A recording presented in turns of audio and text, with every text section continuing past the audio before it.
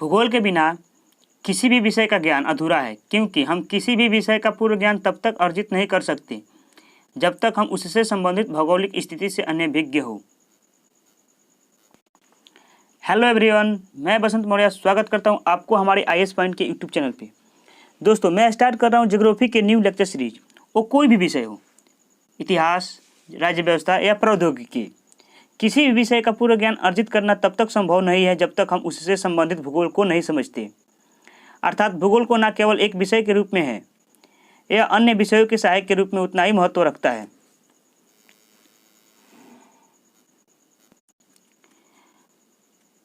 पर किसी भी विषय का अध्ययन करने के लिए आवश्यक है उसका आधारभूत ज्ञान, और हम जानते हैं किसी भी सब्जेक्ट के बेसिक नॉलेज के लिए एनसीईआरटी से बेहतर कोई बुक नहीं। लेकिन जब भी हम एनसीईआरटी को पढ़ने की बात करते हैं तो एग्जामिनेशन के लिए हमारा फोकस 9th से 12th के एनसीईआरटी पर अधिक होता है। परंतु मेरा मानना है कि जितनी आवश्यक हमारे लिए 9th, 10th, 12th की एनसीईआरटी है, उतना ही आवश्यक 6 से 8 की एनसीईआरटी भी है।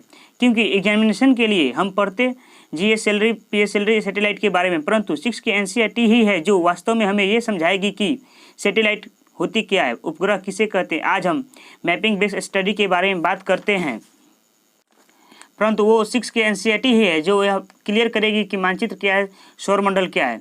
तो चलिए स्टार्ट करते हैं। आज का हमारा पहला अध्याय है, पहला चैप्टर है ज्योग्राफी के सौरमंडल में पृथ्वी।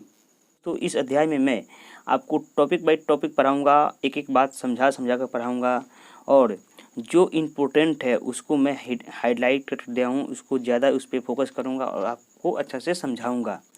और इसी एनसीईआरटी से ही ज़्यादा प्रश्न पूछे जाते हैं। तो चलिए शुरू करते हैं। देखिए, जैसे कि हम लोग रात होता है तो हम लोग आसमान में देखते हैं तो कुछ तारे हम लोग को टिमटिमाते हुए नज़र आते हैं। धीरे धीरे तारों की टिमटिमाते हैं, उनकी संख्या बढ़ती जाती है। उसके बाद हम लोग उन्हीं तारों के बीच देखते हैं तो हमें एक चंद्रमा की नज़र आते हैं। हमें एक चंद्रमा नज़र आता है। वो चंद्रमा जो है वो हमारी पृथ्वी का उपग्रह है। जो हमारी पृथ्वी है, मानिए ये हमारा पृथ्वी है, तो ये हमारा चंद्रमा है जो ये हमारे पृथ्वी के चारों ओर चक्कर लगाता है, परिक्रमा करता है। देखिए, हम लोग हर रोज़ देखते हैं चंद्रमा को, मतलब तो उनके आकार में कुछ ना कुछ परिवर्तन होते रहता है। कभी वो आधे होता है, कभी वो हंसुआ की तरह होता है, ऐसे ही होते रहता है। और एक दिन ऐसा वक्त होता है, यह महीना में एक ही बार होता है, जब चांद अपने पूरे आकार में होता है, तो उस रात को हम लोग पूर्णिमा कहते हैं। उस रात को हम लोग पूर्णिमा कहते हैं। और जिस रात को चांद दिखाई ना दे हमें, उस रात को हम लोग अमावस की रात कहते हैं। चलिए आगे देखते हैं। सूर्य, चंद्रमा एवं वे सभी वस्तुएं जो रात के समय आसमान में चमकती हुई दिखाई दे हमें खगोलीय पिंड कहलाती हैं। सूर्य, चंद्रमा तथा अन्य कोई भी वस्तुएं, जैसे हमें मान लीजिए ब्लैक होल हो गया, पूछल तारा हो गया, धूमकेतु हो गया, मतलब कोई भी वस्तुएं आसमान में हमें चमकती हुई दिखाई दे, उसे हम लोग खगोलीय पिंड कहते हैं। और कुछ खगोलीय पिंड ऐसे भी होते हैं जो आकार में बहुत गर्म होते हैं, बहुत बड़े होते हैं, गर्म होते हैं, तथा वे गैसों से भी बने होते हैं और उनके पास खुद का ऊष्मा तथा प्रकाश होता है, जिससे वह बड़ी मात्रा में ऊर्जा उत्सर्जित करते हैं। इन खगोलीय पिंडों को हम तारा भी कहते हैं। सूर्य भी एक तारा है। सूर्य भी एक तारा है। जैसे कि आप लोगों को पता है, सूर्य के पास खुद का ऊष्मा और प्रकाश होता है, इसलिए वह भी एक तारा है। और कुछ खगोलीय पिंडों को भी हम लोग तारा कहते हैं। रात के समय हम लोग देखते हैं तो कुछ तारे हम लोग को और टिमटिमाते हुए नजर आते हैं। क्या वे तारे हमारे काफ़ी नज़दीक हैं? नहीं, वे हमारे पृथ्वी से बहुत दूर हैं, इसलिए वे हमें छोटे छोटे दिखाई देते हैं। तारे हमसे बहुत नज़दीक नहीं हैं, बहुत हमसे दूर है, इसलिए वो हमें छोटे छोटे दिखाई देते हैं। तारे हमें दिन में दिखाई क्यों नहीं देते हैं? क्योंकि सूर्य के प्रकाश तेज होने के कारण हमें तारे दिन में दिखाई नहीं देते हैं। आइए और आगे जानते हैं। रात्रि में आसमान की ओर देखते समय आप तारों के विभिन्न समूहों द्वारा बनाई गई विविध आकृतियों को देख सकते हैं। जब आप रात में तारों को देखिएगा तो तारे आपस में जुड़े रहते हैं, विभिन्न तरह की आकृतियाँ बनाते हैं। उन आकृतियों को हम लोग नक्षत्र मंडल कहते हैं। आर्सा मेजर और बिग बियर, यह भी एक नक्षत्र मंडल का ही भाग है। सप्तऋषि, यह भी 7 तारों का समूह होता है, जिसे हम लोग नक्षत्र मंडल आर्सा मेजर का ही भाग समझते हैं। प्राचीन काल में, मतलब प्राचीन समय में, लोग जब समुद्र की यात्रा करते थे तब उस समय हमारे पास दिशा सूचक यंत्र मतलब कोई भी यंत्र नहीं था कि दिशा को हम लोग कैसे जाने। तो उस समय लोग ध्रुव तारे का उपयोग करते थे। अब ये ध्रुव तारा है क्या, आइए जानते हैं। प्राचीन समय में लोग रात्रि में दिशा का निर्धारण तारों की सहायता से करते थे। उत्तरी तारा यह उत्तर दिशा को बताता है, इसे ध्रुव तारा भी कहा जाता है। यह आसमान में हमेशा एक ही स्थान पर रहता है। ध्रुव तारा होता है जो वह उत्तर दिशा में होता है और वह एक ही स्थान पर हमेशा रहता है। जब समुद्र में नाविक अपनी यात्रा करते थे तब उनको अपनी दिशा ध्रुव तारे के ही माध्यम से ढूंढते थे। आगे देखते हैं। कुछ खगोलीय पिंडों को अपना प्रकाश एवं ऊष्मा नहीं होती है। जैसा कि मैंने अभी आपको बताया, कुछ खगोलीय पिंडों का अपना प्रकाश तथा ऊष्मा भी होती है, उसे हम लोग तारा भी कहते हैं। और कुछ खगोलीय पिंड ऐसे भी होते हैं जिनको अपनी प्रकाश तथा ऊष्मा नहीं होते हैं, उन लोगों को हम लोग ग्रह कहते हैं। जो तारों के प्रकाश से प्रकाशित होते हैं उन्हें हम ऐसे पिंड ग्रह कहलाते हैं, मतलब उसे हम ग्रह कहते हैं। ये तो मैं आपको बताया ही रहा हूँ। ग्रह जिसे अंग्रेजी में प्लेनेट कहते हैं, ग्रह जिसे अंग्रेजी में हम लोग प्लेनेट कहते हैं, ग्रीक भाषा के प्लेनेटाई शब्द से बना है, जिसका अर्थ है परिभ्रमक अर्थात चारों ओर घूमने वाला। ग्रह जो होता है वह चारों ओर घूमता है, उसको हम लोग ग्रह कहते हैं। और वो उनके पास खुद का प्रकाश तथा ऊष्मा नहीं होता है, वह दूसरे के खुद जैसे तारों से के प्रकाश से चमकते हैं या घूमते हैं। पृथ्वी जिस पर हम रहते हैं यह एक ग्रह है। यह अपना संपूर्ण प्रकाश एवं ऊष्मा सूर्य से प्राप्त करती है। ये तो बात सही है, हमारी पृथ्वी भी एक ग्रह है। यह सारी ऊष्मा तथा प्रकाश सूर्य के प्रकाश से और ऊष्मा से प्राप्त करती हैं। जो पृथ्वी के सबसे नज़दीक का तारा है पृथ्वी बहुत अधिक दूर से देखने पर अगर हम लोग चंद्रमा पर चढ़ जाए और चंद्रमा पर से पृथ्वी को देखें तो वह हमें चंद्रमा की तरह ही दिखाई देगा, लेकिन वह नीला दिखाई देगा। जैसे हम लोग पृथ्वी पर से चंद्रमा को देखते हैं वैसे ही चंद्रमा पर से देखने पर हम लोग को पृथ्वी भी वैसे ही दिखाई देगा। आसमान में देखने वाला चंद्रमा एक उपग्रह है। यह हमारी पृथ्वी का सहचर है तथा इसके चारों ओर चक्कर लगाता है। हमारी पृथ्वी के समान 7 अन्य ग्रह हैं जो सूर्य से प्रकाश एवं ऊष्मा प्राप्त करते हैं। उनमें से कुछ के पास अपने चंद्रमा भी हैं।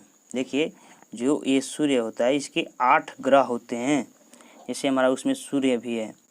ये सभी सूर्य के प्रकाश तथा ऊष्मा से चक्कर लगाते हैं। सौरमंडल, सूर्य 8 ग्रह, उपग्रह तथा कुछ अन्य खगोलीय पिंड जैसे क्षुद्र ग्रह एवं उल्का पिंड से मिलकर बना सौरमंडल का निर्माण करते हैं। सौरमंडल का मुखिया सूर्य होता है। कुछ रोचक तथ्य जानते हैं। पौराणिक, क्या आप जानते हैं पौराणिक रोमन कहानियों में सूर्य देवता को कहा जाता है। सौर शब्द का अर्थ है सूर्य से संबंधित, इसलिए सूर्य के परिवार को सौरमंडल सोलर सिस्टम कहा जाता है। सौर शब्द का उपयोग करते हुए और अधिक शब्दों को लिखे, आप कमेंट बॉक्स में लिख के बताइएगा। आइए जानते हैं सूर्य के बारे में। सूर्य सौरमंडल के केंद्र में स्थित है। यह बहुत बड़ा है एवं अत्यधिक गर्म गैसों से बना है। इसका खिंचाव बल इससे सौरमंडल को बांधे रखता है। सूर्य सौरमंडल के लिए प्रकाश एवं ऊष्मा का एकमात्र स्रोत है, लेकिन हम इसकी अत्यधिक तेज ऊष्मा को महसूस नहीं करते क्योंकि सबसे नज़दीक का तारा होने के बावजूद यह हमसे बहुत दूर है। सूर्य पृथ्वी से लगभग 15 करोड़ किलोमीटर दूर है। सूर्य है वह एक आग का मानिए तो गोला है। उसके अंदर बहुत अत्यधिक तेज ऊष्मा है जिसको हम लोग काफ़ी ज़्यादा महसूस नहीं करते क्योंकि वह हमसे 15 करोड़ किलोमीटर दूर है। फिर भी अगर गर्मी ज़्यादा पड़ती है तो आप तो महसूस कर ही सकते हैं। चलिए आगे देखते हैं। ग्रह, हमारे सौरमंडल में 8 ग्रह है। सूर्य से दूरी के अनुसार जैसे सबसे हमारे नज़दीक है बुध, शुक्र, पृथ्वी, मंगल, बृहस्पति, शनि, यूरेनस तथा नेपच्यून। सौरमंडल के सभी 8 ग्रह एक निश्चित पथ पर सूर्य का चक्कर लगाते हैं। ये रास्ते दीर्घवृत्ताकार में फैले हुए हैं, ये कक्षा कहलाते हैं। सौरमंडल के सभी 8 ग्रह एक निश्चित पथ पर सूर्य का चक्कर लगाते हैं। ये तो आपको पता है, सौरमंडल के सभी 8 ग्रह एक निश्चित पथ पर सूर्य का चक्कर लगाते रहते हैं, दीर्घवृत्ताकार में फैले हुए। इनको हम लोग कक्षा भी कहते हैं। बुध सूर्य के सबसे नज़दीक ग्रह है। यह अपनी कक्षा में सूर्य की ओर एक चक्कर लगाने में केवल 88 दिन लगाता है। बुध होता है जो अपने चक्कर लगाने में सूर्य को 88 दिन लगा देता है। शुक्र को पृथ्वी का जुड़वा ग्रह माना जाता है क्योंकि इसका आकार भी पृथ्वी के समान है। अभी तक प्लूटो भी ग्रह माना जाता था, परंतु अंतर्राष्ट्रीय खगोलीय संगठन ने अपनी एक बैठक में 2006 में निर्णय लिया कि कुछ समय पहले खोजे गए अन्य खगोलीय पिंड तथा प्लेटो बौने ग्रह कहे जा सकते हैं। बौने ग्रह को अब प्लेटो को बौने ग्रह कहा जाता है, इसको अब ग्रह में शामिल नहीं किया गया है। क्या आप जानते हैं? आइए यहाँ पे हम लोग विशेष पर ध्यान दें। रात में आसमान को देखकर मनुष्य हमेशा से मोहित हुआ है। खगोलीय पिंड एवं उनकी गति के संबंध में अध्ययन करने वालों को खगोल शास्त्री कहते हैं। आर्यभट्ट प्राचीन भारत के प्रसिद्ध खगोल शास्त्री थे। उन्होंने कहा था कि सभी ग्रह तथा चंद्रमा परावर्तित सूर्य के प्रकाश के कारण चमकते हैं। ये बात तो एकदम सही है। आज विश्व के सभी भागों में खगोलविद ब्रह्मांड के रहस्यों को खोजने में लगे हैं। आइए आगे जानते हैं। पृथ्वी सूर्य से दूरी के हिसाब से पृथ्वी तीसरा ग्रह है। आकार में यह 5वां सबसे बड़ा ग्रह है। यह ध्रुवों के पास थोड़ी चपटी है। यही कारण है कि इसके आकार को भूभाग कहा जाता है। भूभाग का अर्थ है पृथ्वी के समान आकार। क्या पृथ्वी पे जीवन यापन कैसे है, ये आपको बात पता है? चलिए हम बताते हैं। जीवन के अनुकूल परिस्थितियां संभवतः केवल पृथ्वी पर ही पाई जाती है। पृथ्वी ना तो अधिक गर्म है और ना ही अधिक ठंडी। यहाँ पानी एवं वायु उपस्थित है जो हमारे जीवन के लिए आवश्यक है। वायु में जीवन के लिए आवश्यक गैस जैसे ऑक्सीजन मौजूद है। इन्हीं कारणों से पृथ्वी सौरमंडल का सबसे अद्भुत ग्रह है। ये बताइए, जब हम लोग अंतरिक्ष से पृथ्वी को देखते हैं तो वो हमें नीला क्यों दिखाई देता है?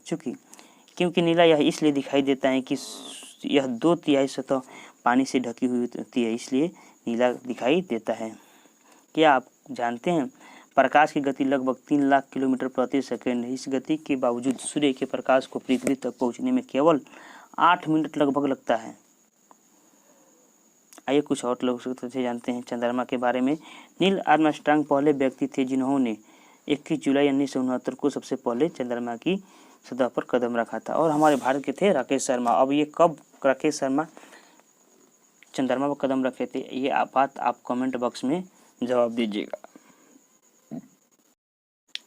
जैसा कि हम लोग जानते हैं चंद्रमा हमारी पृथ्वी का एक उपग्रह है।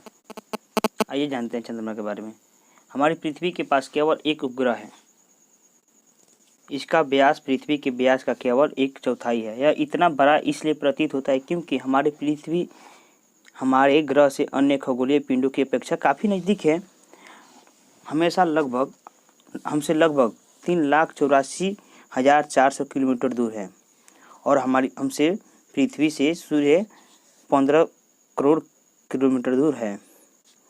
देखिए चंद्रमा होता है जो वो हम इसलिए आकार में बड़ा दिखाई देते हैं। वो हमसे काफ़ी नज़दीक है लेकिन उतना नज़दीक भी नहीं है, इसलिए वो हमसे काफ़ी बड़ा दिखाई देता है। आइए उपग्रह के बारे में कुछ हम लोग जानते हैं। देखिए उपग्रह क्या है। उपग्रह एक खगोलीय पिंड है जो ग्रह के चारों ओर उसी प्रकार चक्कर लगाता है जिस प्रकार सूर्य के ग्रह के चारों ओर ग्रह चक्कर लगाते हैं।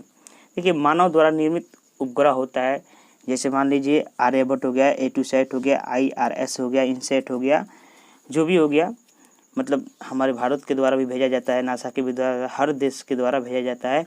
ये जैसे मान लीजिए सैटेलाइट हो गया, ये सब देखिए ग्रह ऐसे ही भेजे जाते हैं।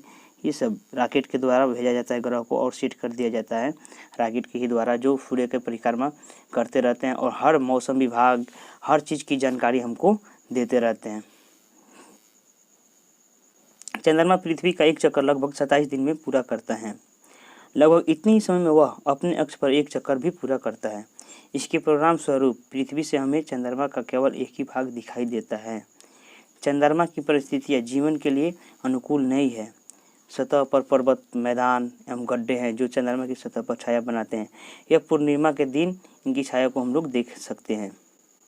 आइए आगे देखें क्षुद्र ग्रह।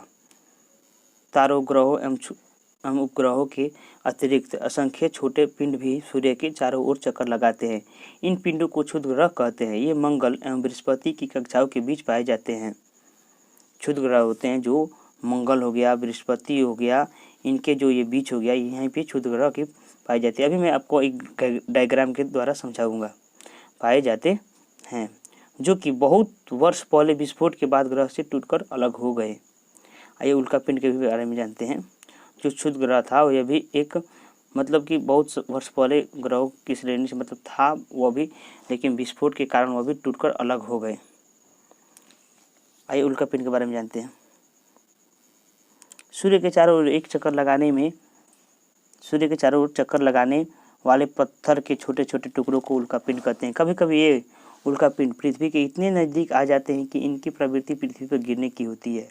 जैसा कि अभी वर्तमान में भी हाल ही फिलहाल में ऐसी बात हो रही थी कि उल्कापिंड पृथ्वी पर गिरने वाला है इसी लॉकडाउन में, लेकिन ऐसा नहीं हुआ। इस प्रक्रिया के दौरान वायु के साथ घर्षण होने के कारण गर्म होकर जल जाते हैं, फलस्वरूप चमकदार प्रकाश उत्पन्न होता है। कभी कभी कोई उल्का पूरी तरह जल बिना पृथ्वी पर गिरती इससे धरातल पर गड्ढे बन जाते हैं और तथा बहुत हानि भी होता है। क्या आपने तारों वाले खुले आकाश में एक ओर से दूसरी ओर तक फैली चौड़ी सफ़ेद पट्टी की तरह एक चमकदार रास्ते को देखा? यह लाखों तारों का समूह है। लाखों तारों के समूह को हम लोग आकाशगंगा कहते हैं। यह पट्टी आकाशगंगा है। हमारा सौरमंडल इस आकाशगंगा का एक भाग है। प्राचीन भारत में इसकी कल्पना आकाश में प्रकाश की एक बहती नदी से की गई थी। इस प्रकार इसका नाम आकाशगंगा पड़ा था। आकाशगंगा करोड़ों तारों, बादलों तथा गैसों की एक प्रणाली है। इस प्रकार की लाखों आकाशगंगाएं मिलकर ब्रह्मांड का निर्माण करती है। ब्रह्मांड की विशालता की कल्पना करना अत्यधिक कठिन है। वैज्ञानिक अभी भी इसके बारे में अधिक से अधिक जानकारी एकत्र करने में जुटे हैं। इसके आकार के संबंध में हमें कोई जानकारी नहीं है, लेकिन फिर भी हम जानते हैं कि हम सभी ब्रह्मांड का ही हिस्सा है। ये तो बात सही है, लेकिन अभी भी इनके बारे में और जानकारी वैज्ञानिक लगे हुए हैं इकट्ठा करने। देखिए, ये हमारी पृथ्वी हो गया, उसके बाद सौरमंडल, उसके बाद आकाशगंगा, उसके बाद हो गया ब्रह्मांड। हमारी उत्पत्ति ब्रह्मांड से ही हुई है। ब्रह्मांड से हुआ है आकाशगंगा, आकाशगंगा से सौरमंडल, उसके बाद है पृथ्वी। अभी इसमें और जांच पड़ताल चालू है। चलिए दोस्तों, तो आज का हमारा यही, देखिए ये डायग्राम छूट गया था, यही डायग्राम आपको समझाना था। देखिए ये हो गया क्षुद्र ग्रह, जो अभी मैं आपको बताया कि ये मंगल और बृहस्पति के बीच पाया जाता है। ये भी ग्रह होते हैं, ग्रह के छोटे छोटे टुकड़े होते हैं। बहुत समय वर्ष पहले विस्फोट की वजह से यह ग्रहों के छोटे छोटे टुकड़े बढ़ गए। देखिए ये हो गया हमारा सूर्य, ये हो गया बुध, मंगल, पृथ्वी, शुक्र। ये आंतरिक ग्रह है जो कि चट्टानों से बने होते हैं। और ये देखिए बृहस्पति, शनि, यूरेनस, नेपच्यून इधर है। ये हो गया आपका नेपच्यून। ये गैसों से ग्रह बने होते हैं। इनको हम लोग बाहरी गैस कहते हैं और इनके ही बीच क्षुद्र ग्रह की पट्टी पाई जाती हैं। चलिए, इतना तो जानकारी आपको मिल गई। बट अगर हमारी वीडियो आपको अच्छी लगी है तो आप सब्सक्राइब कीजिए हमारे चैनल को और लाइक कीजिए, शेयर कीजिए। और तो चलिए मिलते हैं अगले वीडियो में। जय हिंद, जय भारत, वंदे मातरम।